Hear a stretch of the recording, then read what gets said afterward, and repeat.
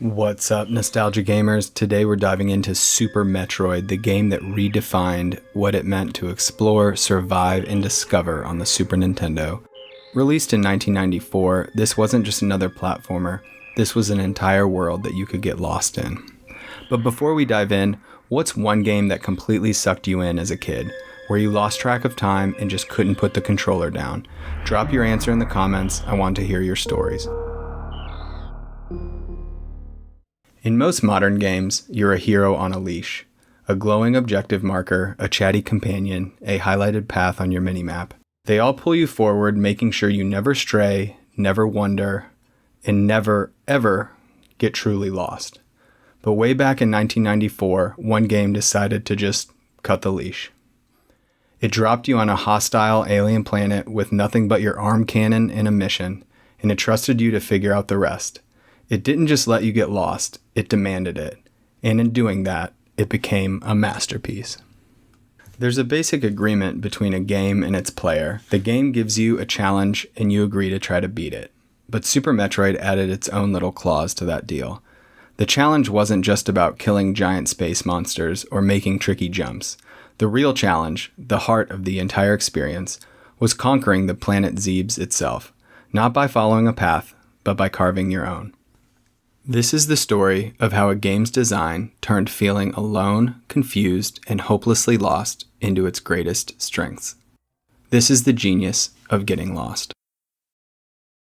Samus Aran's gunship lands on the rain-slicked surface of Crateria. The music is quiet, almost sad. The heroic themes from the intro are gone, replaced by eerie, ambient sounds that right away make you feel completely and utterly alone.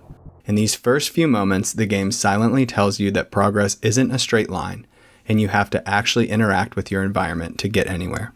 You go deeper into the planet, and the path feels pretty straightforward, but it's a brilliant trick.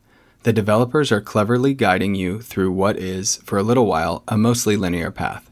It gives you the illusion of freedom, but that guided feeling doesn't last. Soon you get the morph ball, and the world cracks wide open.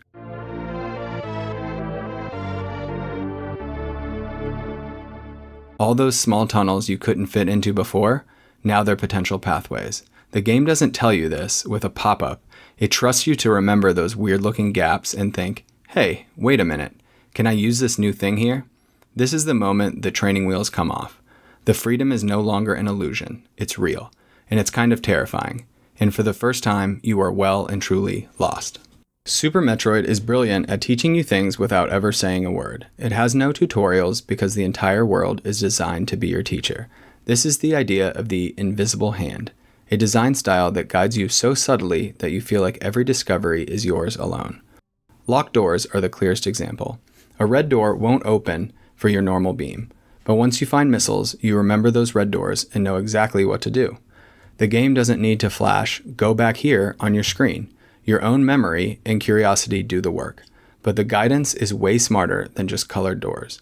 The environment itself tells a story and gives you clues. You stumble upon the ruins of Torian from the first Metroid, a silent reminder of your past fight with Mother Brain. You see creatures that aren't just enemies, but part of a living world, like the Itekuns who show you how to wall jump, or the Decora that teach you how to build up speed for the Shine Spark. The game gives you a problem, like a ledge that's just too high to reach, and then, usually in a safe area, it gives you the tool that you need to solve it. This creates the incredibly satisfying loop of mystery, and then, aha! Every new ability makes you see the whole world differently. An impassable pit of lava isn't just a dead end, it's a future destination as soon as you find the Varia suit. This design turns backtracking from a chore into an exciting new hunt. In a lot of games, a new power-up is just a key for a specific lock. You use it, you move on. In Super Metroid, a power-up changes how you see everything. Finding the grapple beam, for example, doesn't just let you cross one gap. It suddenly turns every room with blocks on the ceiling into a potential swing set, a whole new network of paths to try. The speed booster is another perfect example. At first, it just seems like a way to run fast and break through certain walls. But if you experiment, and you are paying attention to the Decora, you learn that by crouching at full speed, you can store that energy. Suddenly, you can unleash it as a Shine Spark, a vertical or horizontal blast of speed that lets you completely break the intended order of the game and get to places you shouldn't be yet. But here's the thing, the designers knew you'd do this. They built the world to reward that kind of curiosity.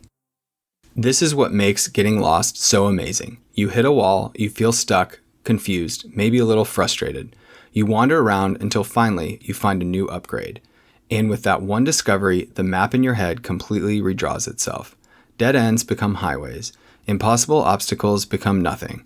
The moment you get a new ability, you're not just stronger, you're smarter. The game respects your intelligence, and that feeling of earned mastery is so much better than any simple stat boost. That feeling of being lost is cranked up to 11 by the game's incredible sound design.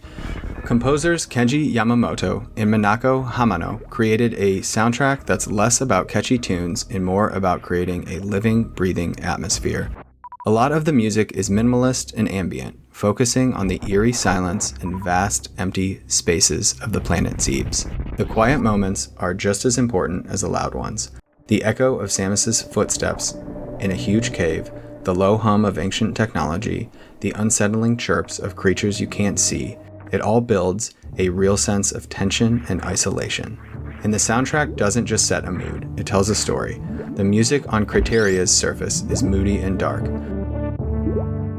Go down into the green, overgrown jungles of Brinstar, and the theme becomes a strange, beautiful, slightly unnerving tune. Plunge into the fiery depths of Norfair, and the music becomes heavy and industrial, a pounding beat that feels like the hellish machinery all around you. So when the music does swell into a big, dramatic theme, it really hits hard. The sudden panic of a boss fight, or the triumphant music when you finally return to the planet's surface. It all has more impact because of the quiet that came before it. This amazing use of sound makes you don't just see the world of Zebes, you feel it. The soundtrack is what turns your loneliness from a game mechanic into a powerful emotional experience. Super Metroid's design has influenced so many games that it helped create a whole genre, the Metroidvania. Most games, I can remember exactly what grade I was in, what year I played them, what TV, what room I was in. But Metroid, I was just completely sucked into the experience. I don't remember any of those other details. But I want to hear your stories. What was that moment in Super Metroid or any game like it where you felt totally lost and then suddenly had that eureka moment? Share your stories in the comments below. I'd love to read about the puzzles you cracked and the secrets you found all on your own. Super Metroid is always on the lists of greatest video games of all time, and it's easy to see why. It perfected a formula of non-linear exploration and ability-based progress that games are still chasing decades later. But its real genius is in its philosophy, its absolute trust in the player. It trusts you to explore without a guide, it trusts you to experiment with your powers, it trusts you to pay attention, to learn from the world around you, and to find your own way forward. Getting lost on the planet Zebes isn't a flaw, it's the whole point. The confusion gives your curiosity a purpose. The isolation makes your final victory feel like your victory. The game doesn't hold your hand, it sets you free in a dangerous, beautiful world that gives you the deep satisfaction of conquering it yourself. In an industry that seems more and more afraid to let players fail, Super Metroid stands as a monument to the power of letting them get lost. It understood that the best adventures aren't the ones that we're led on, but the ones we find for ourselves.